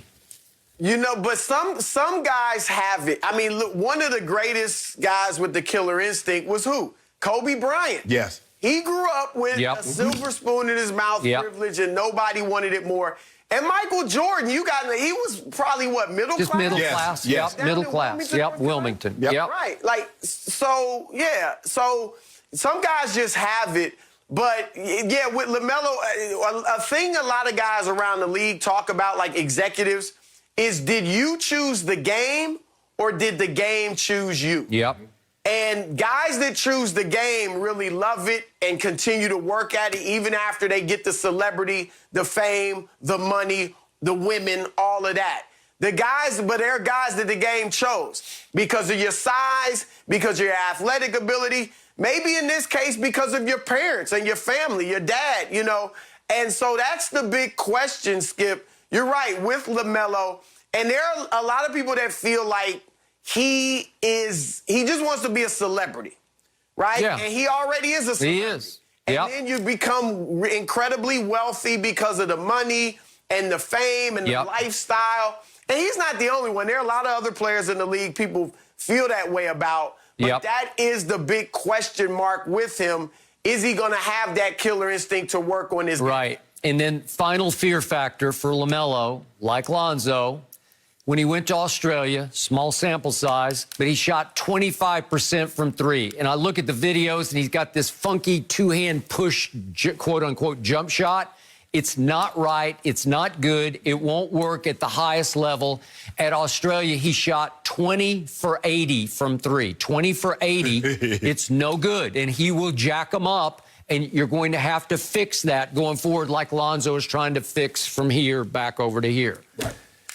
Right. Yeah, like you said, Chris, we say that in football. Do you love football or do you love what football provides? No mercy. Start Saturday strong with the Big Noon Kickoff Show live from Columbus at 10 a.m. Eastern, followed by Big Noon Saturday, where Indiana looks to continue their incredible season against Heisman contender Justin Fields and number 3 Ohio State. I had a great chat with Fields last night. He is ready. This is going to be a great game. I'll be there this weekend. It's all on Fox and the Fox Sports app. It's already been widely reported that James Harden wants out of Houston and has his sights set on Brooklyn. And now we might know one reason why the MVP is ready to move teams. Harden has reportedly been upset with the Rockets making decisions without substantial input from their star players. So, Shannon, should Houston have given him more input? Absolutely, Skip. This is the way it is in the NBA. And this is what happens, Skip, when you get into a business and you don't fully understand or have the grasp of what that business entails. Now, he's a billionaire. I'm looking at his estimate, worth a little over $4 billion. He's the owner of the largest, I think, restaurant corporation in America. We're talking about the Houston Tillman Fertitta. Yes. Mm-hmm. Skip, when he's probably used to doing things, you don't ask your employees, what should I do? Should I open another restaurant? Should I get this piece of equipment here? That's not what you normally do. But when you go into the business of owning a basketball, you ask your star players, what are you thinking about this? And because he didn't do that, there are some other rumors being reported about he has his political views. That rubbed James Harden the wrong way. I can see that. And just like anything, Skip, just like when LeBron James and these other athletes, they take a risk financially. As far as endorsers saying, hold on now, the other side, they buy our products too. And so you have to be careful. LeBron basically, and some guys have said, I don't care. Maybe he's saying he doesn't care. Well, James Harden says, I do. Maybe that's part of it. But, Skip, in today's game, I mean, the players have always, superstar players have always had a certain level of power. But it's on steroids. It's magnified times 10 now. They're running everything. Hey, what do you think about this coach? I'm thinking about hiring this coach. What do you think about him? Is this somebody you could play for? You're asking your stars. Well, we're thinking about bringing this guy on. What do you think about that? Skip, from the team trainers, I can assure you, there are very few people that's in that building that LeBron James didn't say, oh, yeah, I can do that. And also, Skip, you know what? I got a couple of boys. They're going to be around here a few. I mean, you know what? For me to get my hands on LeBron James and have him in my organization, okay, Rich, you want to pass? Here's your card to come in the building anytime. Mav, you want to pass? Randy, you want to pass? Yep. Toronto went to as far as they said, okay, Kawhi, we're going to let your fiancé and the child fly on the team plane. Wherever you want to go. Skip, those are the concessions that you make. Skip, you know how this works. Pat Riley said, I will not give you a, so to speak, pass on any of that. Right. Yep. And guess what? Pat Riley, hey, do it over again. You keep that LeBron. You keep those guys, Skip. And those are some of the concessions that you have to make in a situation like this. He should have run it by Jay. Because, Skip, they built the whole team around him. How you gonna build a team around a guy and then don't confer with the guy? He's like, hold on, D'Antoni gone? Amari gone? And then what? Ain't nobody tell me nothing? He played it wrong, Skip. I understand your business and you've been successful. Just because you're successful at one business doesn't mean you're going to be successful at another business. Okay, I hear what you're saying, but I'm looking at it upside down from you. I need you to define input on draft picks, on player acquisition, you know, like free agents. Because, Skip, he sees Daryl Morey. Skip, I've never seen a general manager take out a full-paid ad and thank the player. Changed my life, he said. I've never seen that. There have been a lot of general managers they never did that. And then Mac D'Antoni Skip, James Harden put Houston on the map. I mean, they were basically a clutch city when they won those 2 championships, had a law, then they had Yao Ming, Tracy McGrady. Back on the map. Right. Yes. Had Tracy McGrady and Yao Ming. But they was a doormat. Skip, nobody talk about those Houston Rockets until they got that guy. Okay. So the problem with this is, the dirty little secret is that, as we've discussed before, great players don't even often make great team builders, as in great pickers of players, as in, I see that guy can play and that guy can't play. I think LeBron does have that gift. And if he ever wanted to really flex that gift and become a GM later in life, I think it would be more trouble than it was worth for him. He has bigger aspirations, but I believe he could be a team builder. Yeah, Skip, but I think the thing is that he's looking at, he's not saying, who can I play with? You're making these moves. Okay. You need to run this by, I can play. Now, you're right. Picking a player that's like, okay, I'm not on the team. I can't help this team win the game by shooting baskets. Yeah, I think a lot of those guys are terrible at picking talent because they think it's easy. It came easy for them. That is correct. Did Daryl Morey play basketball at all? No. Not a lick of basketball. Maybe 2K in any level. or something. No, well, not even that. I'm talking about he was an analytics nerd from day one, and he graduated all the way up the top, and he's one of the more respected general managers. R.C. Buford. R.C. Buford was a walk-on both football and basketball player, but he didn't play at any high level in college or certainly pro basketball. Sam Presti has become like a genius in Oklahoma City, especially for acquiring draft picks, but he did not play at any high level in college or pro. We can keep going on. David Griffin, who's going to revitalize the Pelicans. Didn't play basketball. And we go all the way back to the greatest player who ever played, Michael Jeffrey Jordan in Chicago, and his GM that he fell completely apart with was Jerry Krause, who didn't play a lick of anything. I don't care what anybody said. He was about 5'4", you know, and he didn't play. They said he played baseball. I have a hard time believing that. But the point is that Jerry Krause did one good thing as the GM of the Chicago Bulls. He kept saying no to Michael Jordan's suggestions about go get him, go get him. And it was often go get the guy I played with at Carolina. My friend, Al Wood. Remember Al Wood? You know, go get him. No, no, no, no, no. Okay, what have we seen? And I love Jordan to death, but I cannot defend what's happened in Charlotte. He has run their basketball operation now for 15 years. They have made the playoffs 3 times in 15 years. They have never won a single playoff series. They got swept twice in the 3 times that they've been in the playoffs, and their overall playoff record under Michael Jordan is a grand total of 3-12. That is horrendously bad, and the only reason he doesn't get fired is because he owns the team. Yeah, you can't fire him. And it's hard to fire the GOAT to me. You know, like nobody's going to make a case, get him out of there. Well, he's the greatest player ever played, okay?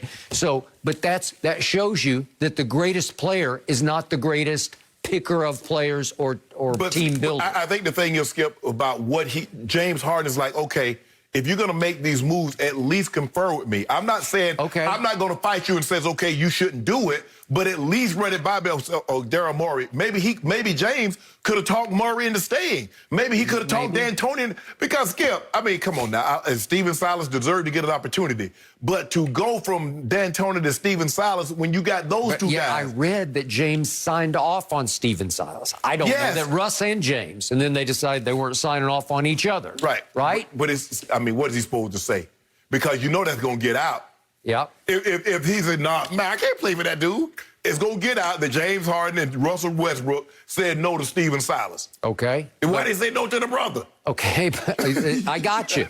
Unless you think he won't work as your head coach, well, then you should make a little stink and take a stand. Well, they talk about it, well, he came in and said ball movement. Yeah. Well, that was if he'd said that from the jump, that would have been a no-go. Ball movement with those two guys? Yep. Ball magnet, what you mean? Okay, I got it. And yet I agree with your premise. In today's NBA, you better at least listen. You better solicit the input. Yes. I don't know that you need to act upon all of his suggestions, but you need to make him feel like he's in the loop, right? He's in the power loop. At least Marks is he honest about it. Oh, yeah, we ran this by Kyrie and KD about Steve Nash. Oh, we ran this about Skip. You just do. Only Pat Riley. Pat Riley ain't running anything about anybody. Nope, he's not. He's not. But he's the only one. But he's going to make it very difficult for him to get the Kevin Durant and the LeBron James to come back because he made some concessions and maybe LeBron wanted a little bit more. And he's like, nah, I'll give y'all, I'm going to give you. Skip, to get Tom Brady, Tampa moves heaven and earth. What you want? You want a park where Bruce Arians park? Okay. You want Giselle to have a car slot right next to yours where Bruce? Okay. I would think so. Yes. And Arians says, no way, AB. And Tom says, way. Yes. And ultimately, Tom won. The Broncos made a lot of concessions to get Peyton Manning. And it worked. Come on. Yep. Yes. You earn it. I mean, you want that respect. I hear you guys. These big movies. Skip, what they do for to get an A-lister? You're like, nah, we can't do that. Whatever food, whatever drink, whatever hangout spot. I mean, you got to do what you got to do. They built Michael Jordan a court. They built him a court, a full-size court, Skip. For Space Jam. Yes. LeBron had one, too. He did. No mercy. Ezekiel Elliott's rushing yards per game have dipped every year since entering the league, and many are now taking note. His total scrimmage yards have also taken a major dip the previous 2 seasons after signing a historic contract extension. This prompted the Athletics' Bob Sturm to ask if it's time for Dallas to move on from their star running back. He writes that the Cowboys, quote, may have to do something they seldom do around here: own a mistake and move on. Former All-Pro quarterback Antonio Cromartie with us this morning. Antonio, do you agree with this? No, I don't agree with it from a simple fact. I mean, he's 25 years old. He's still young. Yes, his production has gone down, but he still brings the value to that team, and he can move. He can make big plays still in the pass game, also in the running game. I just think, it's been too much talked about just because now it's a down year for him with having, Dak not being there and the offense is not moving the ball like it needs to. And it's just the point of just understanding, like, you don't have these type of seasons. It doesn't mean that he's falling off the cliff and that it's not going anywhere. I just think he's not having the best year right now. I think he has 150 touches for 572 yards. Still can be a 1,000-yard rusher this year. So how is it anything that he's falling off that need to move on? I think it's still a great value in Zeke and what you pay for him. I agree. I just think Zeke is low-hanging fruit. I mean, you take Dak out of the equation. The offensive line has been banged up. Ty Smith has missed the better part of the season. Lyle Collins didn't play a single game. Zach Martin is in and out. Skip, he missed the game. He left a game early with a concussion and then missed the next game with that concussion-related symptoms. So for me, Skip, the offensive line they're not the same team. I'm not so sure they're committed as running the football as they were early in Zeke's career. They kind of changed that. They started going to more Dak, a pass offense, and then you tried to come back to Zeke once Dak got injured, and that's very, very difficult to do. But Amari Cooper's making $20 million a year. They need to move on from that, Coop? I mean, you tell me the guy this season, you tell me the guy that's lived up to the money that they're getting paid. There's a reason why they're 2-7. There's enough blame to go around, but Zeke is the biggest name, and Zeke is low-hanging fruit, so I just reach up there and I pick Zeke and says, oh, you know what, they need to move on. Look, now they might, Skip was mentioning earlier, Crows, that they have an escalator and they're going to have to make a decision because his 2022 salary will become guaranteed. In March. Yeah. In March. So they might have to come, may have that conversation. You know how they call you and they say, we need to talk to you. And this is a very difficult discussion for us because you've been so great to the franchise and we'd love to have you. But we need to take some of your money back. That's basically what they're going to ask you probably to do in this offseason, Crow. Oh, 100%. You got to look at it. I mean, he's due $14 million in 2021 and another $13.5, almost $14 million in 2022. If it comes, so you're looking at it, the production's not there from this standpoint. They're looking at it as like, look, you're either going to take a pay cut or we can release you. And at the end of the day, you're going to have debt money. They have to build around it. And then you have to figure out how the offense is going to work. You got to think, Mike McCarthy's offense was never a heavy run offense anyway.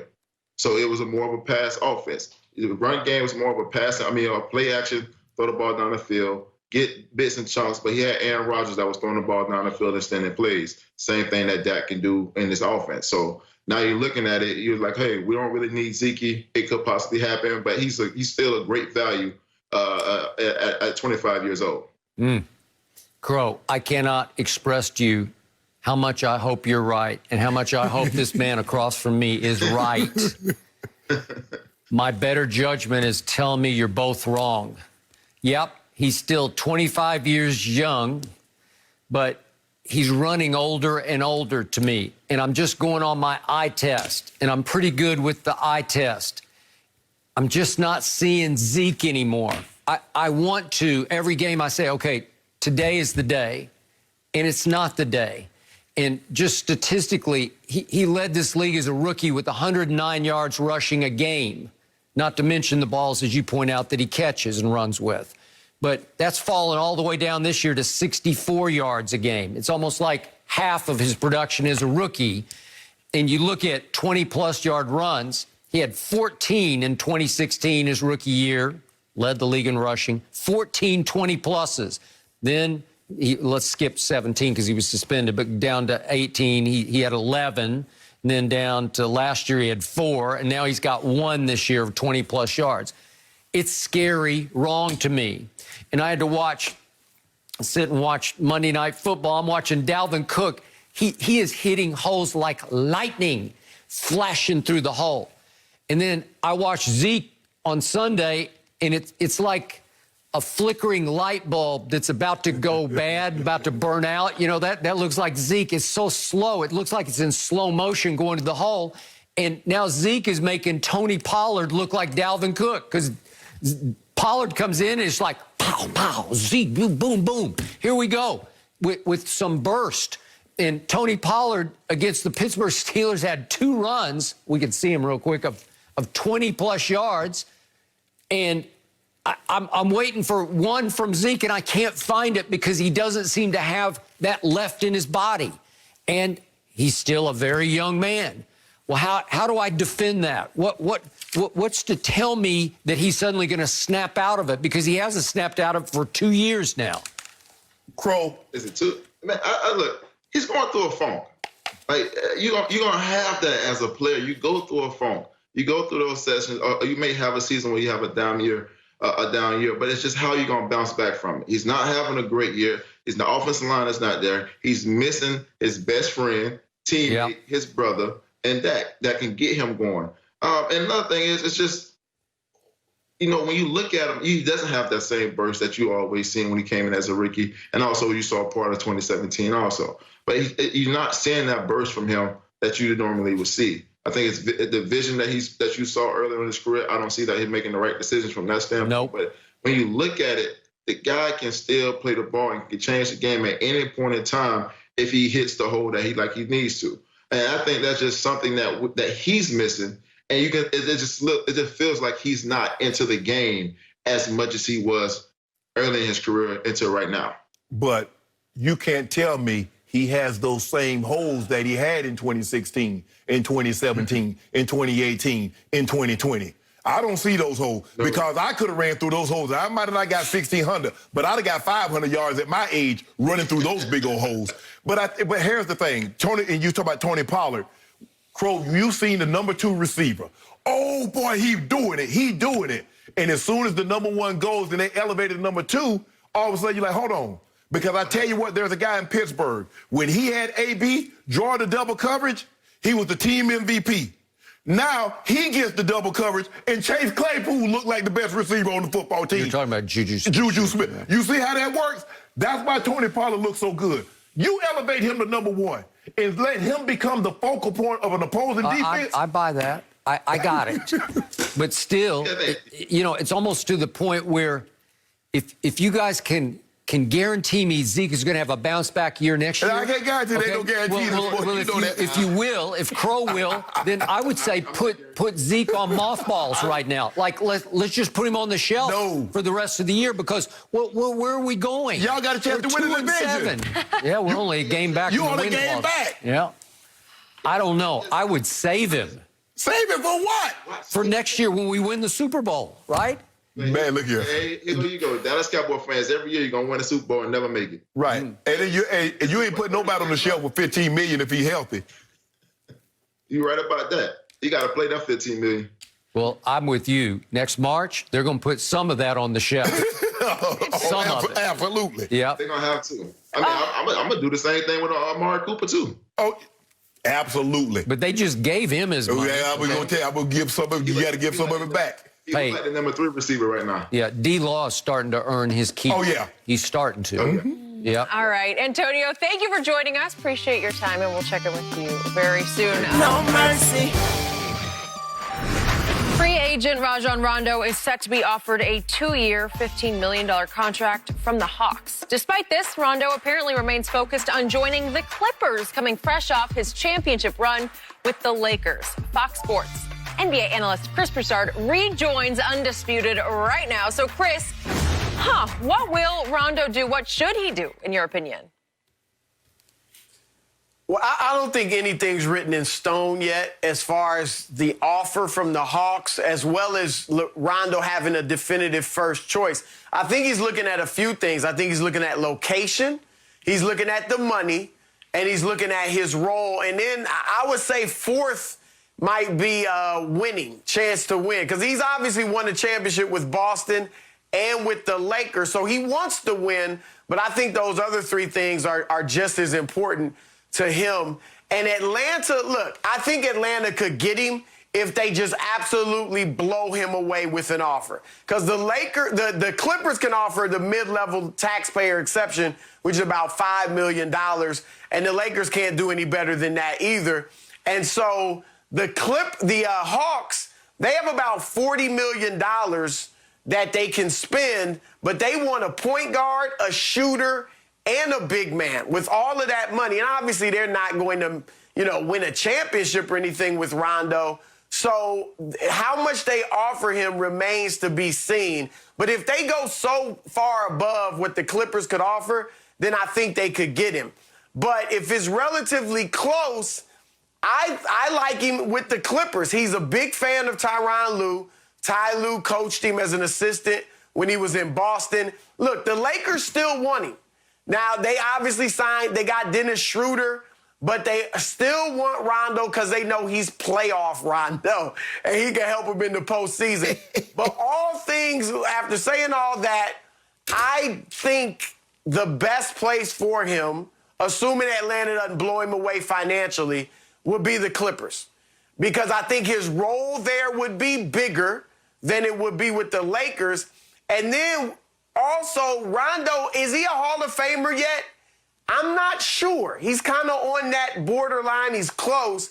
If he were somehow to help the Clippers win the championship, now he's not only done it with the Celtics, the Lakers, but helping the Clippers win their first ring, that would be huge, and I think that would definitely put him in the Hall. So I think his best bet should be the Clippers, but, you know, let's see what the money is from Atlanta and all that. Yeah, it's hard for me to see a scenario. The Clippers are going to probably have to max him out, though, because, as you mentioned, Atlanta can go so much more, and Rondo's about to be 35 in February.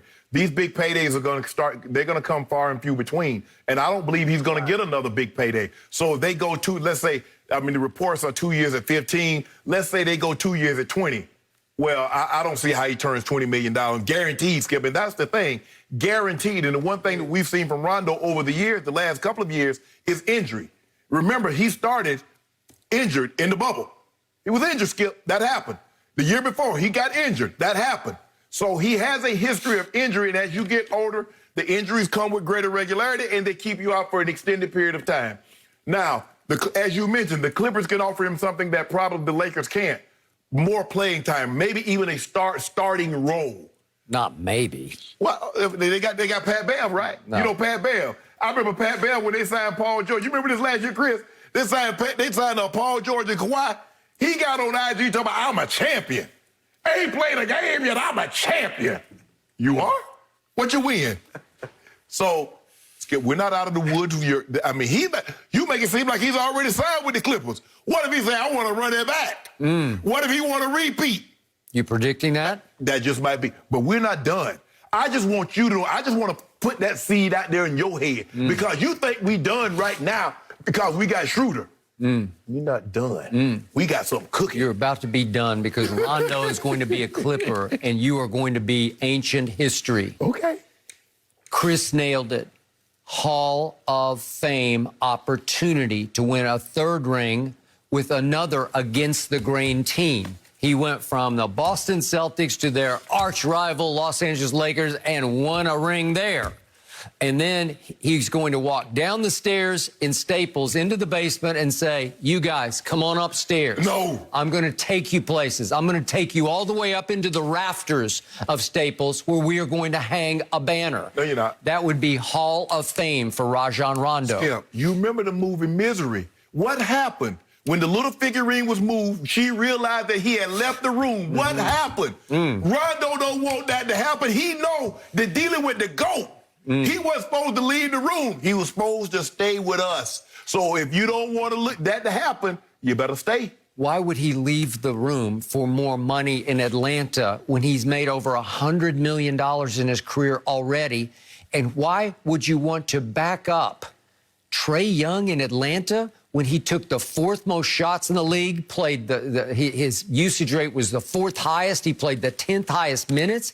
You're nothing but the backup point guard. He averaged 9 assists. It's not like are you going to be a co-starter with Trae? You're going to play 2 6'1" guys in your backcourt? You're not going to do that. Yeah, Stop. What about the Lakers?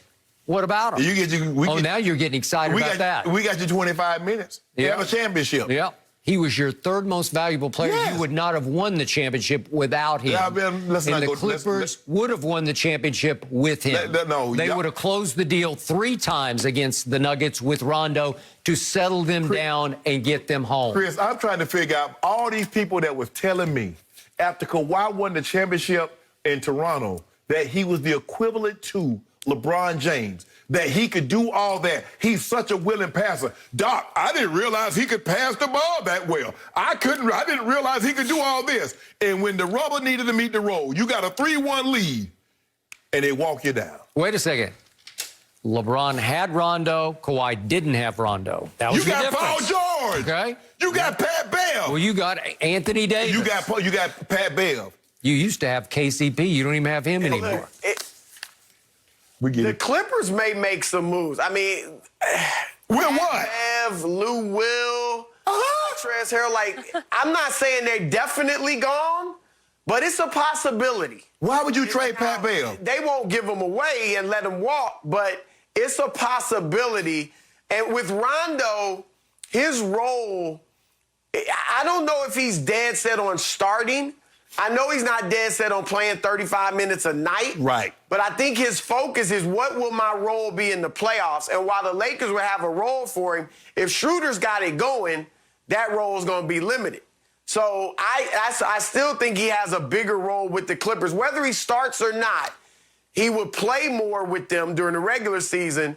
And then in the playoffs, I think his role would be bigger there too. But, I mean, think about it. You got Magic with, I mean, remember we went in the 3 guards. We went Rondo, Braun, and Caruso.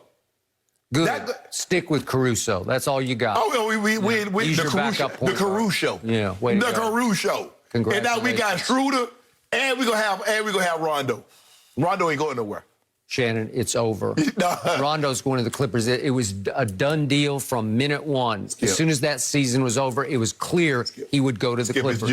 It's just getting started. I know, look, Skip, I know you want to say this with the coach, but this right here, this title right here, about to be number 5. LeBron about to be 5 and 6 with 5 Finals MVPs. I can't wait. Do you realize what Rondo did for you in the playoffs? His minutes went up to 25 a game. He averaged 9, 4, and 7 with 1.4 steals. He shot 40% from 3. Love it. It was perfect. You had to have that. It was the crucial contribution. You're not going to get that from Caruso. Don't do that. First of all that would have meant was LeBron James would have had to average 15 assists tonight. I mean, because we know what he's capable of, because we saw him during the playoffs. We saw him average that, remember? So, Skip, don't do this. I'm not trying to minimize Rondo, but I won't let you minimize GOAT James either, because you saw what he did. Finals MVP, 3 different teams. Who else can say that? Will anybody ever be able to say that again, Skip? Oh, probably Kawhi Leonard, but that's a whole nother issue. Oh, really? Yep. So you gave the guy Finals MVP to average 13 points a game. Really, Skip? Really? Yep. He shut down LeBron. I know that. Boy, I sure wish.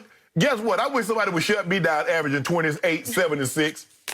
I wish somebody could blow LeBron's team off the court by a record finals margin, which happened. My Spurs did that to LeBron James in 2014. No. You impressed? You see what you did? You see what Chris, you saw what he did right there? He said his team blew LeBron James, not the Heat, because it was just LeBron James against the Spurs. You saw how he did that? But then when LeBron James won the title, he wouldn't have run it without Rondo. The APB is still out on LeBron James in that series. I don't know what happened. What series? He just disappeared. They're still looking for him in San Antonio. 28, 7, and 6, he disappeared, huh? Still looking for him. He cramped, though. Cramped in game 1. You know AD gonna be even better. Yeah. AD done got a taste. Skip, animals, once they get a taste of blood, that championship blood is in his mouth now. I can see 2 or 3. He'll be a lot better. Yeah. Hey. He's going to be a lot better. Chris Broussard, thank you for your time. I can't believe it. We've got a little over a month till we're back in action, so plenty to talk about. We'll check in with you soon. No mercy. All right, Colin, thank you. Well, Tom Brady recently revealed a funny conversation that showed a little bit of what his family thinks while he's playing football. Brady said his daughter told him, quote, "Daddy, you don't have a very happy face out there very often." The 43-year-old said his response was that he'd try a little bit harder. So, Shannon, what does this tell you that Brady doesn't often look like he's having fun? I'd say, baby, daddy can't have no fun with a man out there trying to hurt your daddy. And then there are guys on my own team that won't listen and follow the instructions. Yeah, that is true. So daddy ain't having a whole lot of fun. Because daddy got to dodge people, and daddy got to be a teacher, got to be a principal, he got to be a parent to a whole lot of people. So daddy ain't really having fun at that point in time. But I can assure you, when daddy get off that field, daddy's having a great time, because I'm here with you, babe. Because it's hard, Skip, because, you can't have fun with somebody, somebody's trying to hurt you. That is correct. And remember, Tom Brady is trying to pull off the virtually impossible, and that's turned the losingest franchise in sports into a winner in the middle of a pandemic. Right.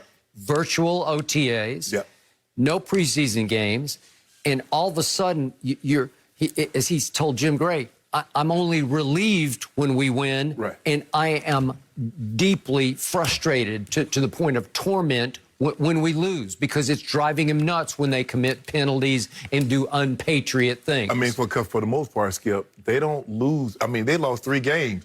they would go years and don't lose a third game until week 14, week 15. Yep. And here we are halfway point, and they've already lost 3 games. Mm-hmm. Well, that's very frustrating for him. But, baby, they trying to hurt your dad out there. Daddy ain't happy. No, but he said, I'm going to try to smile more. He'll be smiling on Monday night. That's all. Yeah, you be smiling you want to. Them defensive guys say, he over there smiling. So happy when he wins, and then when he's angry, Tom, on the field, it's totally different people. But I actually like both versions. Good stuff today, guys. We're back same time tomorrow morning. Have a good day.